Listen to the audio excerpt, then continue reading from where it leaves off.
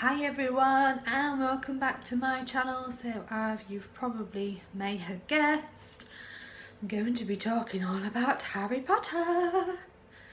So the first book I am going to talk about is Harry Potter and the Cursed Child.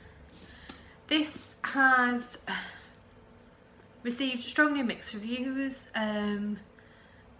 mainly due to the formatting of it, because it is a script. I was aware that it was a script when I ordered it, so I'm not really gonna mark it down from that aspect of it, because I was fully aware of what format it was going to be in. So without further ado, this is Harry Potter and the Cursed Child, written by Jack Thorne, John Tiffany, and based on the original story by J.K. Rowling. So I'm going to go ahead and read the blurb to you and then we'll get straight into it. The 8th story, 19 years later. It was always difficult being Harry Potter, and it isn't much easier now that he's an overworked employee of the Ministry of Magic, a husband and father to 3 school-aged children. While Harry grapples with a past that refuses to stay where it belongs, his youngest son Albus must struggle with the weight of a family legacy he never wanted. As past and present fuse ominously, both father and son learn the uncomfortable truth. Sometimes darkness comes from unexpected places. So, this novel starts, well, this script starts where Deathly Hallows left off, on the station off platform 9 3/4 with the children going to school. It's Albus's first year in Hogwarts. He's very nervous, and his cousins are not helping. Neither is his Uncle Ron. He's making awkward dad jokes. When he first gets on the train, he is with Rose, his cousin, and he makes friends with Scorpius. Scorpius, who is Draco Malfoy's son. Now, although the differences between Draco and Harry seem to have subsided a little bit, not brilliantly though. They can talk to each other reasonably civilized, is what I'm trying to say. Now, what I did love about this book, I don't want to give away too many spoilers, I did love that it catapulted you into an alternate reality, or 2 alternate realities, as it were, as Albus tries to resurrect someone from Harry's past, but under the guise of someone who represents themselves to Albus and Scorpius as a friend, but turns out not to be so. So it was a really good read. I really, really loved the alternate bits. I loved that it did bring some of the past back up, because it just helped get back into the world of Harry Potter. However, this book was not long enough for me. It just wasn't. And I think, like many other Harry Potter fans, I wanted it to be so much more. You can tell that the writers have worked closely with J.K. Rowling in producing this script, and I can imagine if I ever get to see the stage show, which is sold out everywhere, it would be phenomenal, completely phenomenal. I can imagine it being absolutely out of this world. But just reading the script wasn't enough for me. I do wish it was a full novel. However, it was nice to read a script, as it's a slightly different medium, obviously, than reading a novel would be. I liked that there was a struggle between Albus and Harry. There was a struggle between that father-son relationship. There was a lack of understanding on both parts. There was a lack of understanding of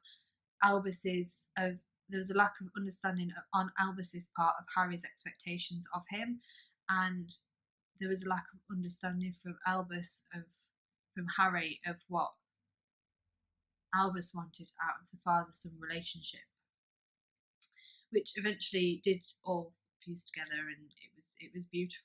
It was very, very beautiful and moving.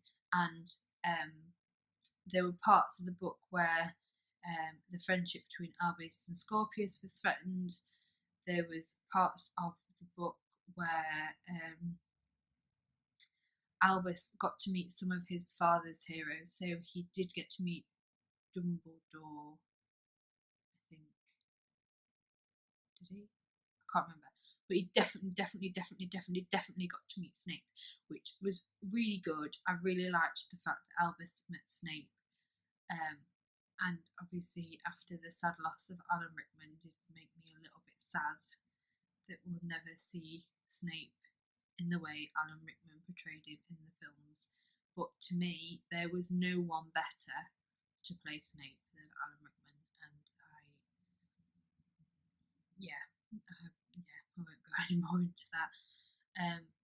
I also enjoyed that Albus did meet some of Harry's nemesis, and I think all of that sort of helped the understanding between the father-son relationship. The humour was still there. The humour was still there that J.K. Rowling had in between her previous novels. It was still very much present and alive. I think if someone had read this as a first Harry Potter book, which I don't know why anyone would delve into this one first, it would have been very difficult for them to see what the fuss was about. Because obviously, with it being a script, it is mainly dialogue. There is not a lot of scene setting that's classic in J.K. Rowling's books. So ultimately, I really loved that I was able to get back to the Wizarding world. I really loved that you're seeing the next generation now, and you're seeing sort of their struggles with their parents' histories, because it's not just Harry, there's Ron and Hermione as well, and Ginny. So ultimately, yes, it was a good read. Yes, it was disappointing in the fact that it wasn't a novel, but I did know it was a script, so I'm not going to mark it down on the fact that it was a script because I knew what it was when I bought it. Yes, I wish there was more to it than what was. It, because of its script format, I ultimately read it in a couple of hours, and I wanted something like the bigger books where I could take a bit more time over it, but you couldn't, because it was mainly dialogue, you couldn't take the time over it that you could with the novels, because the dialogue just flew by and the pages flew by. It is split down into acts. You've got part 1 and 2, and then you've got acts 1, 2, 3, and 4. So I read it when I was not very well, and I did break it down a little bit because I wasn't feeling very well. I did read Act 1 and then had a break, and then went back and read Act 2 and then had a break, and then Act 3, and so on and so forth. But I feel like it was almost a tease to what could have been something potentially great, and because of that, I can only give it 3.5 stars out of 5. But I would still recommend Harry Potter fans reading it, because I like the different perspective it gives. I like the fact that you see, like I've said before, you see the other generations. I like the fact that there's a struggle in the dynamic between Harry and his father, Harry and his son, sorry. But I just wanted it to be more than what it was. And hopefully I'll get to see the play sometime in the next 20 years when tickets stop selling out horrifically. But maybe not. So yeah. Do check it out, but do bear it in mind that it is a script, so it is dialogue. It's not going to be the same as your novels that you know and love, but please, please, please, please, please do check it out. And I'm really excited to start reading Fantastic Beasts. That might be another book purchase this month, but don't keep that between yourselves.